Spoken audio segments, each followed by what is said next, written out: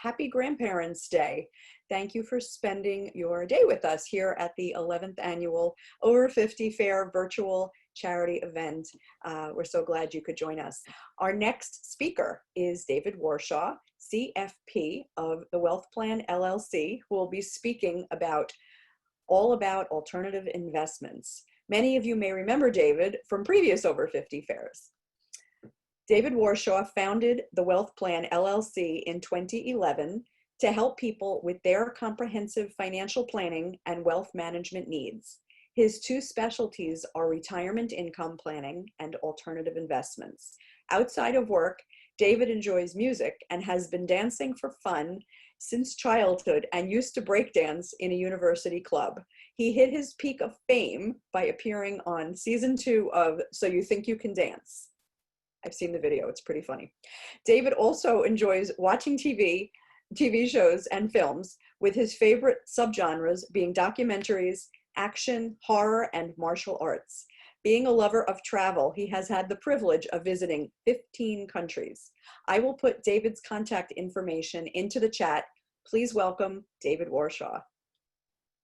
Thank you so much, Barbara, for having me present on the wonderful world of alternative investments. Since time is of the essence, let me just jump right in here. Okay, first, some disclosures. Obviously, speak to your financial planner. Past performance is not indicative of future results. This is really for educational purposes only. Okay, when you think about the investment universe, I like to keep things very, very simple. There are really just 4 categories of where you can, put your money, okay? The first category I would call the preservation bucket. And all of you are very familiar with the preservation bucket. It's cash, right? Checking, savings, money markets, CDs, fixed annuities. Basically, these are strategies where you do not want to lose any dollar on paper. You don't want to sustain any losses. Okay. Sorry, going back. The second bucket would be the capital markets. And when I talk about the capital markets, that's where probably most of your investments are lying, in your company retirement plans and your brokerage accounts. Capital markets is where you're investing in publicly traded stocks and bonds, typically through mutual funds or exchange traded funds. The third category is real estate, right? And real estate is a massive universe. That could be another whole presentation in and of itself, with retail, industrial, multifamily, office buildings, and single-family residences being another major category. And what we're talking about today is really the wonderful world of alternatives, which is a massive universe that I really wanted to bring more education to you all. So some of you may have heard this term. It's called the core satellite strategy. So, your core strategy could be, what you're doing in your 401k. Maybe it's the capital market strategy, some diversified portfolio. But then your satellite strategy could be something different, something that you find very, very interesting, that you want exposure to for your full portfolio. And you can have many different satellite strategies. Okay, so what are alternatives? An alternatives is basically any investment, any financial asset that doesn't fall into your normal investment categories, like publicly traded stocks, publicly traded bonds, or cash, now that preservation bucket. It's a massive market, $10 trillion worth of value, with a huge investment universe.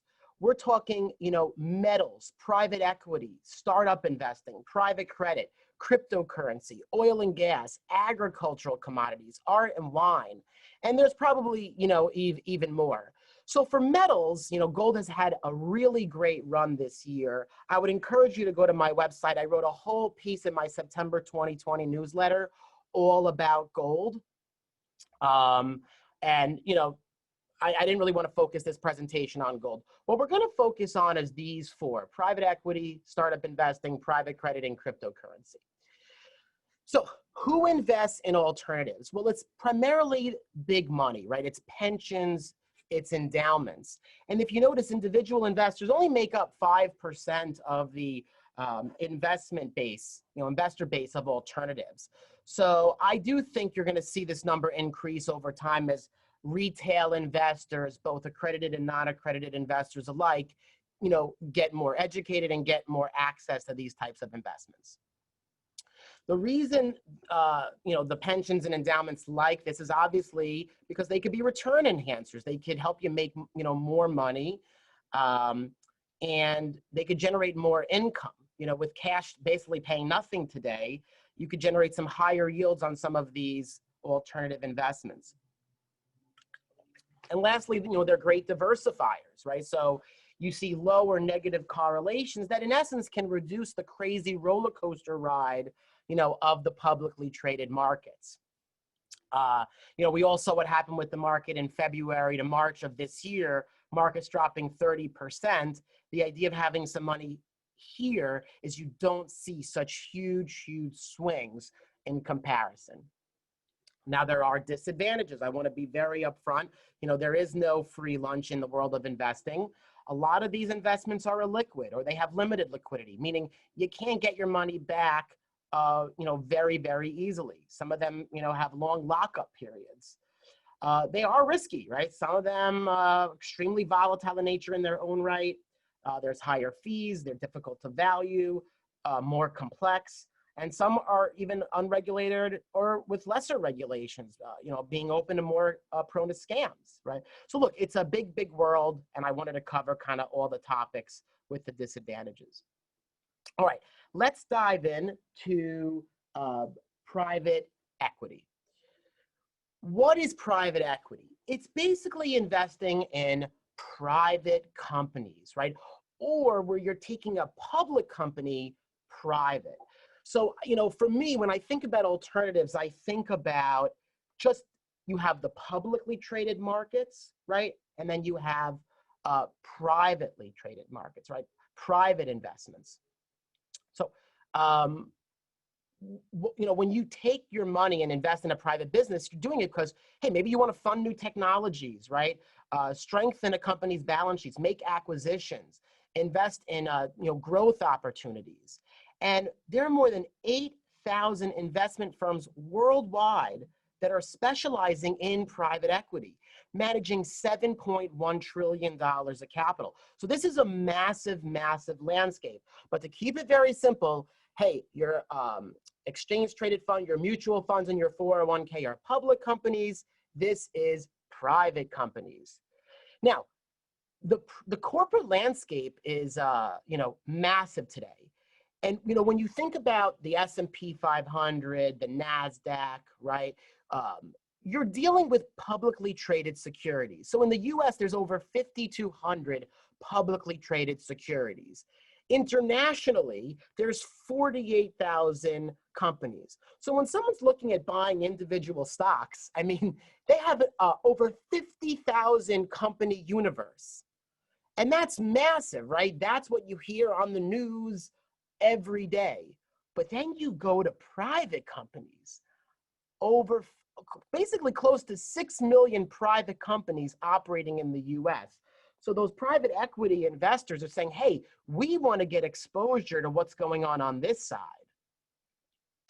Now, the thesis of why this has become and is a growing investment is, look, companies are staying private longer and the public market is shrinking. That's due to, regulations getting very costly for companies. These baby companies are still figuring out their business models. They don't want the scrutiny of the public markets, the cost of going public. So these are some serious trends worth paying attention to. I think this slide is very, very important. It was really eye-opening when I first saw this. When you're in the world of private equity, you'll hear this term, the J curve. And it basically just, talks about the life cycle of a business. You start as a startup, then it becomes, then you have that IPO event, right? It becomes a small and mid-sized company all the way to a large company. So the whole idea of investing in private equity is, while you can invest early on and really be that seed capital, right, which we're going to talk about shortly, you maybe want to get in right here, right before the company really takes off. Now let's talk about startup investing. So companies that are actively raising capital to create some runway while their business gets off the ground or starts up, that's typically what we talk about as startup investing. And these business owners are raising the funds from venture capital firms or through equity crowdfunding platforms. But you got to be wary, an estimated 90% of these startups fail. So this is definitely the most riskiest strategy when you're thinking about the private equity landscape. And, a lot of you may be familiar with Shark Tank, right? Well, there are platforms today where you can become the shark. You can, with a minimal investment, actually get in on the ground floor of these, baby companies. So private equity, a massive, massive landscape.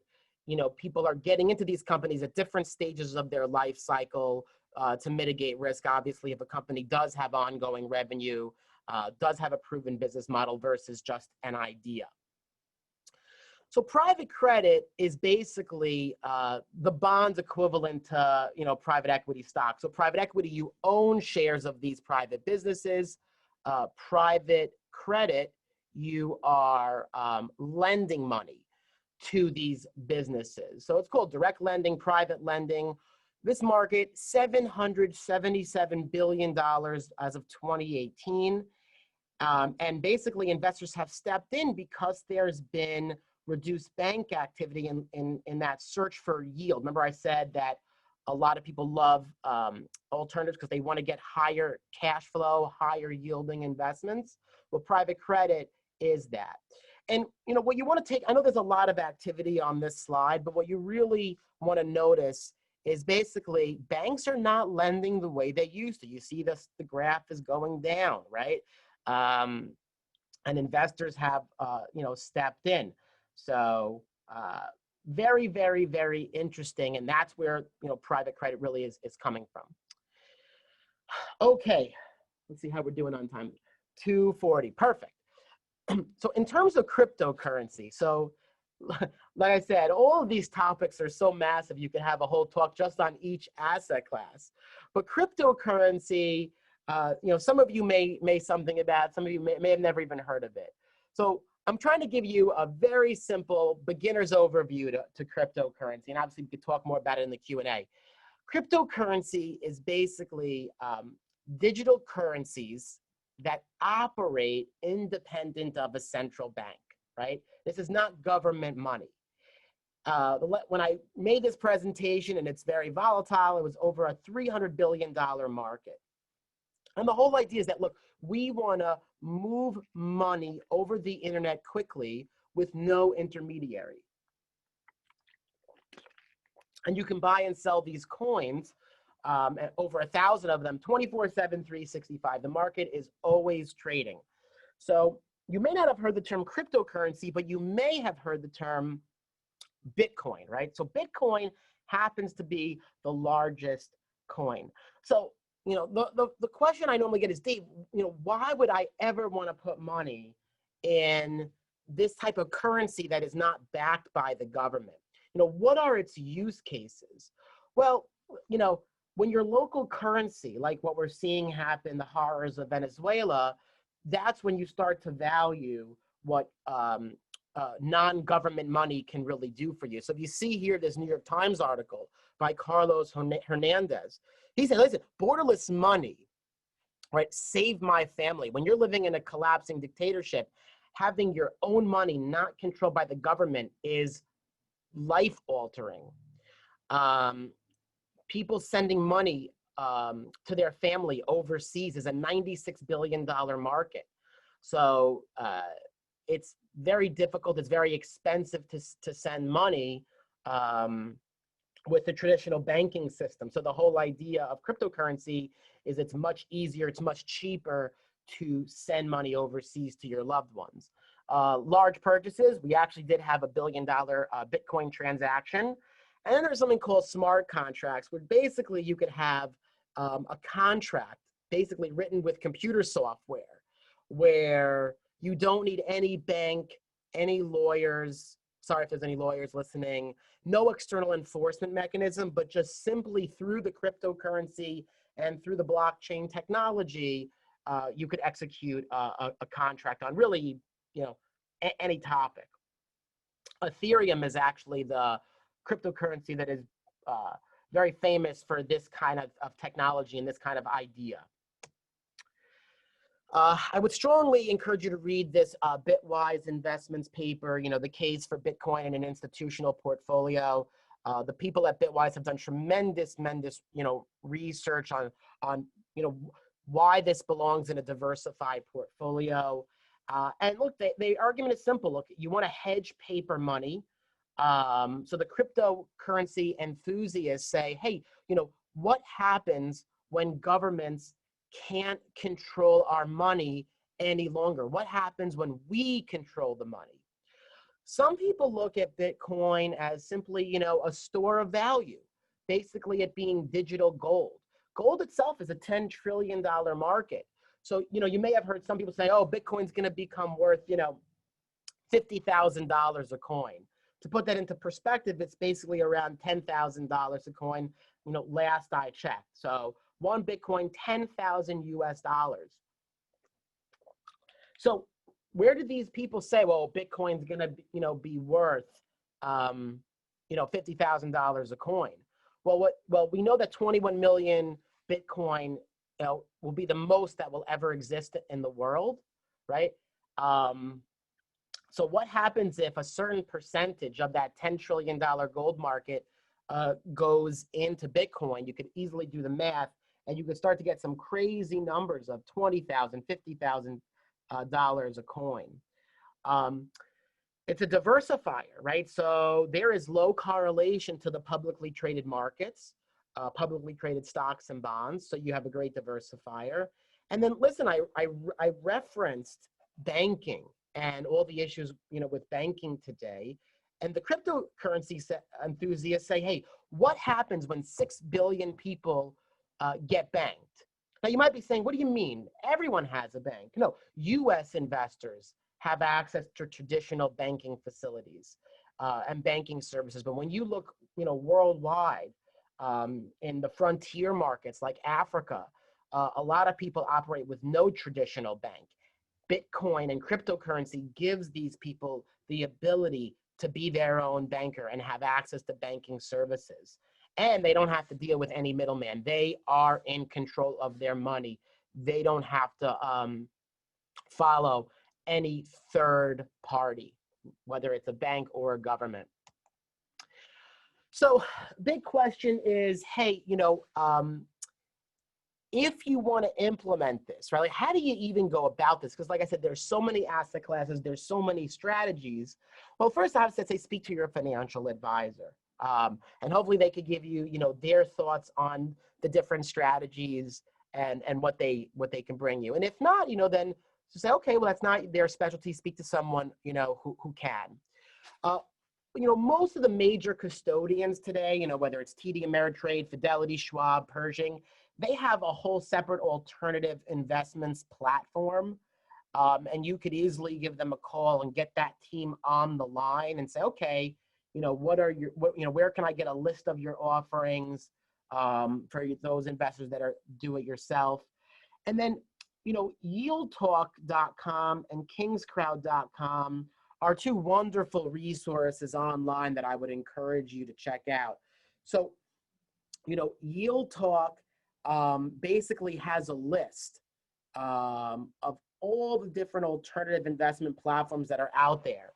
And a lot of them are direct to consumer. You don't really need to go through a financial planner with a lot of these platforms. So you got to do your own due diligence, make sure you really like the company and trust the company. But Yield Talk has basically an archive of all these different companies.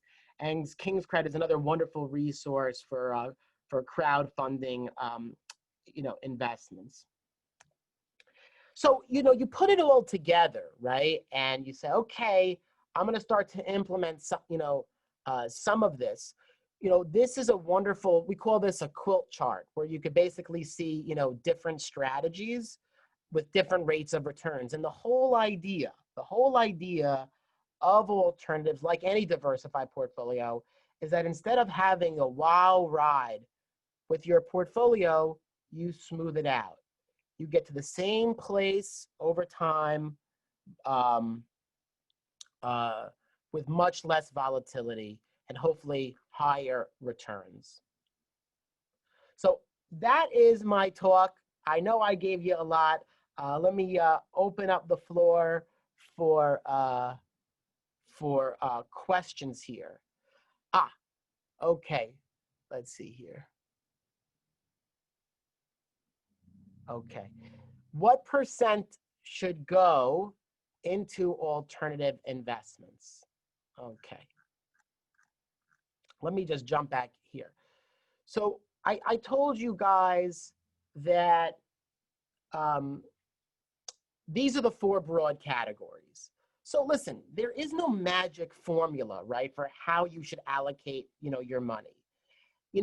Traditionally what I would recommend people is that if you're in the accumulation phase, if you are still working, you typically want to have 3 to 6 months of your living expenses in that preservation bucket, right? In that, cash reserve, that safety net, right?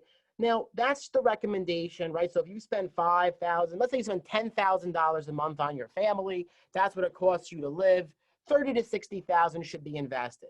And my philosophy is, hey, you get every other dollar invested once you have that cash reserve, because you are losing money in the preservation bucket.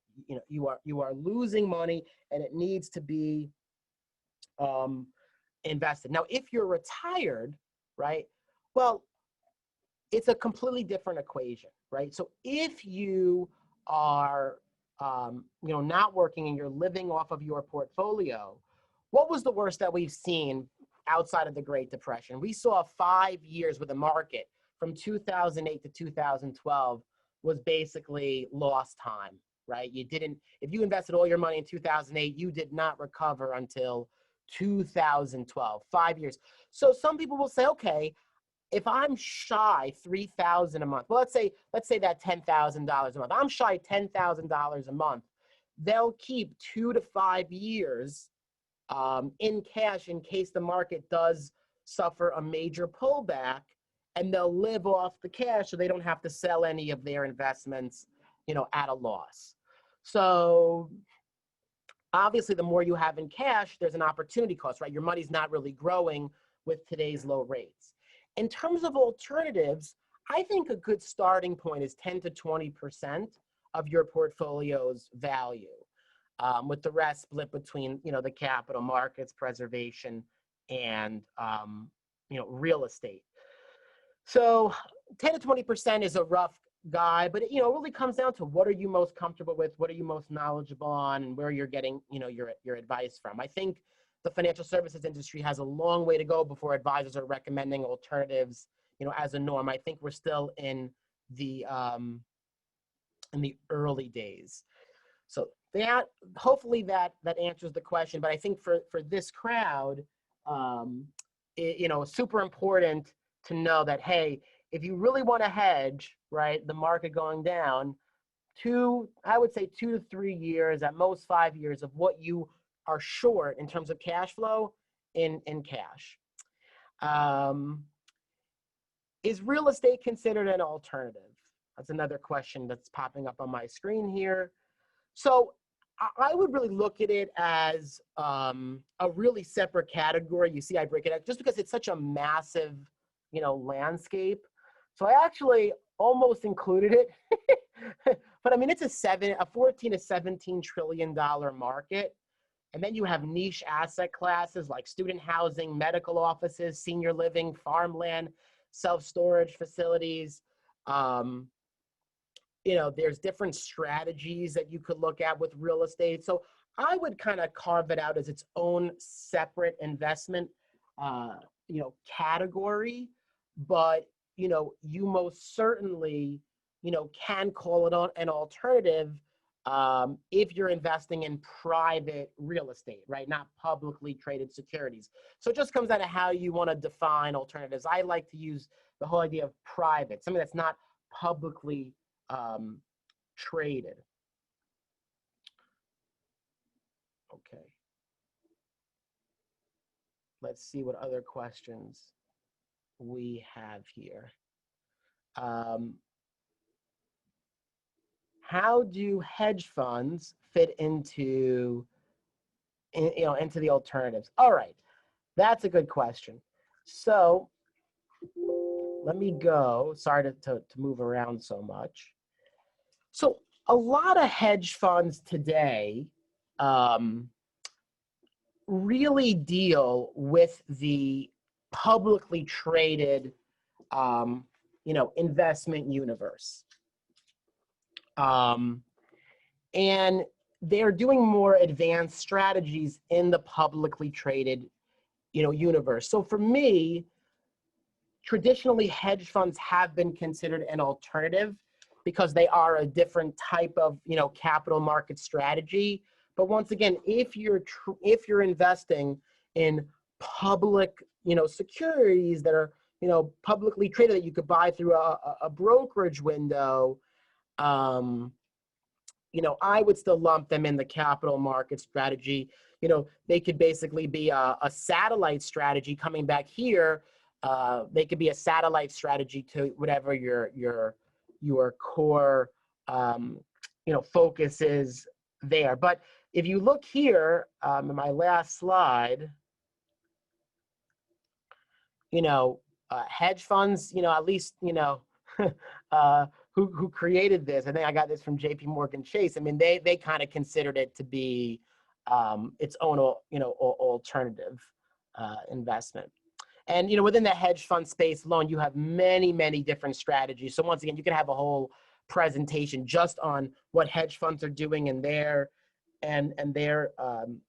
different strategies there. Okay. Let's see. Any other questions here? Okay. Nothing else here. I'm waiting to see if anything else pops up on my screen. Okay. Well, good. I mean, I made pretty good time. So I was nervous I wasn't going to get through everything. So I'm really happy. So let me, just because I do have 5 minutes left, I do want to show you guys a couple of other things that I think will be valuable for you. And this, I will tie this into alternatives. Hold on one second here. Whether you invest, your money in the publicly traded markets or alternatives or real estate, I can't stress how important these three principles are right now. With my clients, I really want to give them an investment philosophy. I can't stress how important that is, because if you don't have an investment philosophy, you're going to get thrown off track. And you have to be optimistic. You must be patient, and you must be disciplined. If you don't have these three things, you're going to get thrown off course. And I don't think there's a lot of optimism in the country right now. But I want to remind you all, there's always been drama and stressors and problems the country has, been facing. Yet the markets climb higher and higher, from as long back as we track it. So I know things are scary, right now, but please, please do not lose optimism. And, when you're in that private equity, private credit, startup investing world, when you see how amazing these entrepreneurs are and how they're working to solve the problems that we're facing, it really goes from this doom and gloom outlook to, wow, look what that company's doing, and look what this company's doing, and how they could potentially, change the world. So, Tesla's a good example of that. Imagine getting, in on the ground floor of a company like Tesla. Patience. The second you invest your money in any type of investment, right, you need to be patient. It takes time to grow wealth, right? And it's very normal for the markets to decline. In fact, a 20% drop happens every 3.5 years. So you need to go into the markets truly understanding that. And obviously, we see, market doing well 3 out of 4 years. I'm talking about the capital markets now. 3 out of 4 years. So you want to stick with your plan, systematically save, and obviously, buy more on the dips. I want to show you guys something. So for this crowd, we're talking an over 50 fair. A lot of people, okay, I got 2 minutes left. I'm going to leave you with this idea. A lot of people, right, say, hey, Dave, I really, look, I'm getting ready to retire, or I'm retired. I don't want to be as aggressive as I used to be. And I think, well, obviously every case is different. I think that's a general mistake. Right now, there is a 72% chance for those couples out there that one of you will make it to 85 and an 18% chance one of you is going to make it to 95. If you want to provide retirement income for 30 years, you need to have money, in the equity markets. The equity markets basically have done 10%, bonds have done 5%. So I cannot stress that enough. You look at 10, 20, and 30-year windows, stocks have done 10, bonds have done 5. If you truly want to make sure you don't run out, you need to be in those growth-oriented investments. So with that said, I think I'm done. Thank you so much for your patience. I know that was a lot of material, a lot of new topics, but hopefully you got a good overview of the alternative investment landscape, how it fits into the traditional portfolio, and I didn't bore you to death. So thank you very much, and I wish you guys have a great rest of the day and whatever is remaining of the summer.